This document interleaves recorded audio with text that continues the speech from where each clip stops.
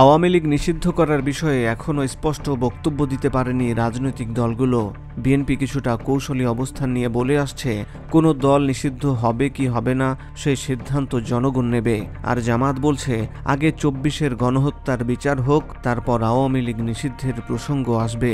BNP জামাত এরকম অস্পষ্ট অবস্থান নিলেও জুলাইয়ের অভ্যুত্থানে নেতৃত্ব দেয়া বৈষম্য বিরোধী ছাত্র আন্দোলন শুরু থেকেই আওয়ামী লীগ নিষিদ্ধের দাবি করে আসছে। শনিবার জাতীয় ঐকমত্য কমিশনের বৈঠকেও তেমনই দাবি জানালো তারা। সংগঠনটির আহ্বায়ক হাসনাত আব্দুল্লাহ বৈঠকের পর সাংবাদিকদের বলেছেন, আমরা বাংলাদেশের জায়গা থেকে একটা বিষয় স্পষ্ট করেছি, যে নৌকা ডুবে গিয়েছে সেটি বাংলাদেশে আর কখনোই ভাসবে না। ৫ আগস্ট ছাত্র জনতা সিদ্ধান্ত নিয়েছে, পরবর্তী বাংলাদেশে আওয়ামী লীগ অপ্রাসঙ্গিক। সব রাজনৈতিক দলও একই মত দিয়েছে। জাতীয় ঐকমত্য কমিশনের চেয়ারম্যান ডক্টর ইউনূসের নেতৃত্বে শনিবারের বৈঠকে ২৬টি দল ও জোটের প্রায় ১০০ নেতা অংশ নেন। ঢাকার ফরেন সার্ভিস একাডেমিতে এই বৈঠকটি অনুষ্ঠিত হয়।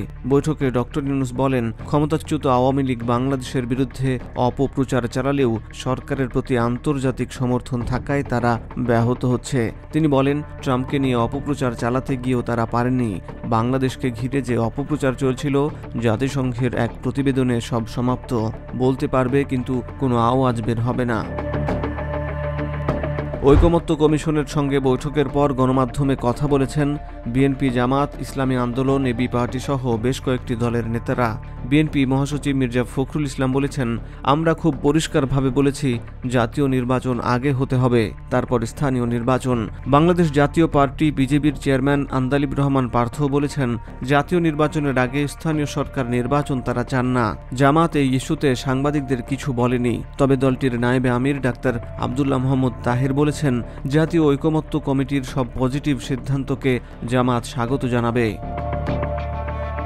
তবে শনিবারের বৈঠকে আওয়ামী লীগের বিষয়ে সবচেয়ে জোরালো অবস্থান নেয় ছাত্র প্রতিনিধিরা। এদিন হাসনাত আব্দুল্লাহ সাংবাদিকদের বলেছেন, আমরা আহ্বান জানিয়েছি সরকার যেন উদ্যোগ নিয়ে আইনি প্রক্রিয়ায় আওয়ামী লীগকে নিষিদ্ধ করে। পরবর্তী কোনো প্রক্রিয়ায় যেন আওয়ামী লীগ আর রাজনৈতিক কার্যক্রম না চালাতে পারে সেই প্রস্তাবও দেয়া হয়েছে। আওয়ামী লীগকে নিষিদ্ধ করার প্রথম ধাপ হিসেবে আওয়ামী লীগের নিবন্ধন বাতিল করে দেওয়ার প্রস্তাব দিয়েছি।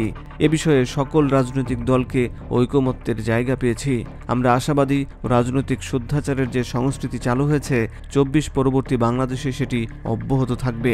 হাসনাত জানান, ফ্যাসিবাদ বিরোধী ক্রীড়াশীল যে রাজনৈতিক দলগুলো রয়েছে, আমাদের নিজেদের মধ্যে পলিসি নিয়ে ডিসকাশন থাকতে পারে, আর্গুমেন্ট ডিবেট থাকতে পারে, সেগুলোর সমাধান রাজপথে হবে, সংসদে হবে, কিন্তু আওয়ামী লীগ যে অপসংস্কৃতি চালু করেছিল সেটি আর বাংলাদেশে ফেরত আনতে চায় না।